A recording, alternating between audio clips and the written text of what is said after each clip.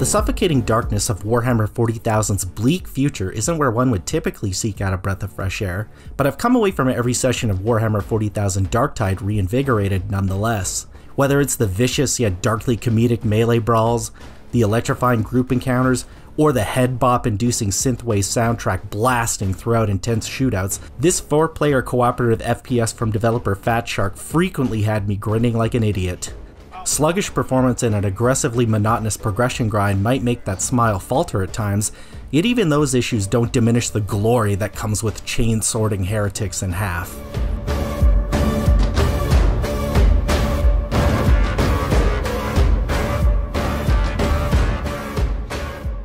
Darktide opens like many other wondrously over-embellished Warhammer 40,000 stories before it, with a legion of chaos-worshipping poxwalker traitors causing trouble. The massive hive city of Tertium is overflowing with zombie-esque hordes, gun-toting preachers spouting blasphemous gospel, and all sizes of misshapen, rift-powered monstrosities that you'll joyously slaughter by the thousands as a conscripted convict.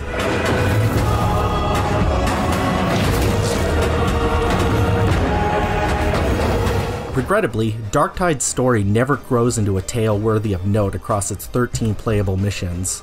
Cutscenes more or less boil down to multiple authority figures suggesting that you're merely a dissident exterminator until proven otherwise, which gets irritating in the roughly 35 hours it takes to reach the level cap in Darktide. To be honest, I don't trust you. I don't think you've got the brains to handle any of this gear. Darktide has no wrong choices amongst his 4 playable classes, which include the Veteran Sharpshooter, Ogryn Skullbreaker, Psyker Cygnetic, and Zealot Preacher. Each has customizable loadouts and a unique ability that complements the other's toolkits magnificently. Of those, I fell head over heels for the tank-like Ogryn Skullbreaker.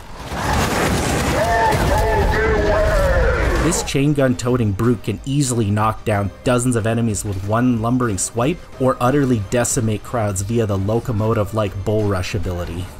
If overwhelming firepower is more your speed, then the Veteran Sharpshooter's volley fire prioritizes elite targets and briefly amplifies the stopping power of firearms. Psyker Cynetics use staffs to force push crowds, then follow up with a gruesome brain bust that, well, you can see the name as a metaphorical. Finally, there's the Zealot Preacher, a holy warrior adept with close-range weaponry like hammers that increases their damage melee output through the Chastise the Wicked ability. Classes feel distinct since there's not too much overlap with weapon types, though multiple classes can use smaller arms, such as las pistols.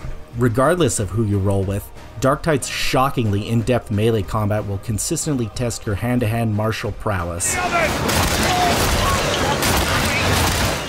Light, heavy, and special attacks are all chainable to brilliant results. It's endlessly satisfying to slice and dice a dozen poxwalkers, then blocking an incoming overhead hammer swing from one of the more sentient enemies before shoving them away.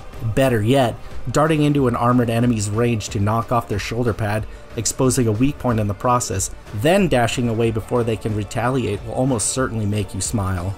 Heck, I even let out a good belly laugh after lopping off some poor sod's arm, because he examines the bloody stump before falling over as if this were a Wile E. Coyote and Roadrunner bit. Darktide isn't shy about those tongue firmly in cheek moments that Warhammer 40,000 does so well. Unfortunately, getting into those busy, up-close exchanges reveals Darktide's performance and technical woes. My admittedly aging RTX 2080 may not be a top-tier GPU anymore, but it's not so far out of date that the frame rate should slow down to near slideshow levels when the bodies start piling up. Yes, Darktide can be very pretty. I regularly found myself looking up from Tertium's seedy underbelly to admire the ornately detailed superstructures above. However, those gothic sights would be more impressive if achieving a halfway decent frame rate didn't require lowering most quality settings to medium at 1080p, even with NVIDIA DLSS enabled. Worst of all, crashes and disconnects happen with no rhyme or reason. These aren't frequent, and overall stability has seen noticeable improvements since launch, but randomly dropping out mid-shield bash got my blood boiling on numerous occasions. Thankfully, everything tends to stabilize once you're picking off nasties from afar, Darktide's firefights may be less frenetic than its melee tussles, but they are no less exhilarating, largely thanks to how the suppression system works. Taking shots at foes who know better than to shamble into bullets mindlessly will make them hide behind cover.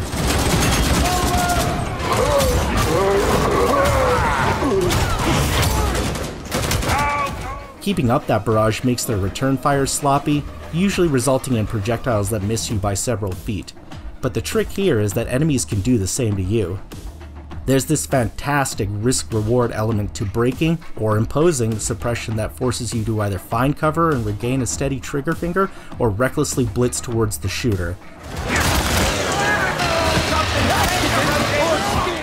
The latter is more dangerous, but every successful melee kill slowly restores your toughness meter, a protective barrier that negates incoming damage. It's delightfully refreshing that Darktide rewards those fighting for every square inch. Huddling beside allies has a similar therapeutic effect, but my goodness, caving in some mutant's orbital bone after they make it nigh impossible for you to shoot is more efficient and never gets old. Particularly when a John Carpenter-like synth track rife with catchy metal clangs and down-tempo choir chants commemorates the occasion. Jesper Kid's phenomenal soundtrack gives every disembowelment and warp-infused explosion some extra grimdark oomph that Warhammer 40,000's universe rightly deserves.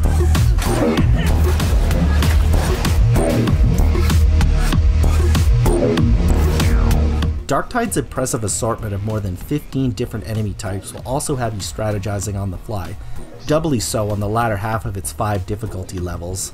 Taking out a muscular, lightning-fast mutant while some maniacal scab bomber covers the battlefield in fire isn't easy, especially if a rabid poxhound spontaneously pins your teammate down. Although the Ogren Skullbreaker's thick hide is fantastic for absorbing a horde's deluge of rusty shovel swings and gnashing teeth, there's no denying that other classes handle specific combatants better. Walking away from spicy range situations might require the Psycho-Cygnetics' brain-popping magical abilities and some superb marksmanship from a veteran sharpshooter, while Zealot Preachers excel at dishing out swaths of high-damage melee strikes. Nothing tests synergy with your comrades like bosses, though. These ghastly abominations can materialize at any time and get the blood flowing like nothing else. Darktide shines brightest when a team pulls off the unthinkable, and those legendary exploits are often more rewarding than Tertium's treasures.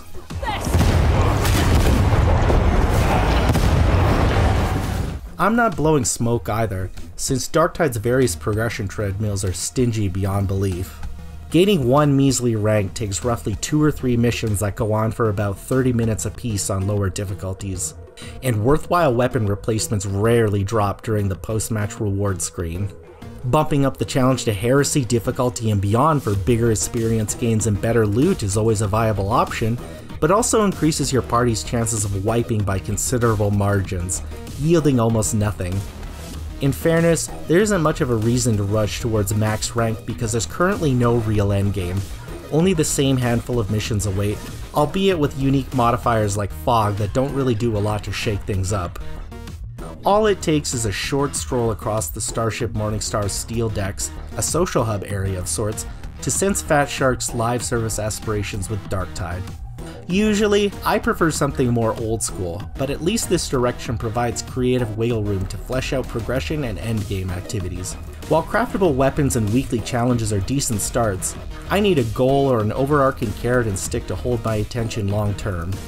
Right now, it has its exceptional combat to keep me happily coming back, but that appeal can only last for so long.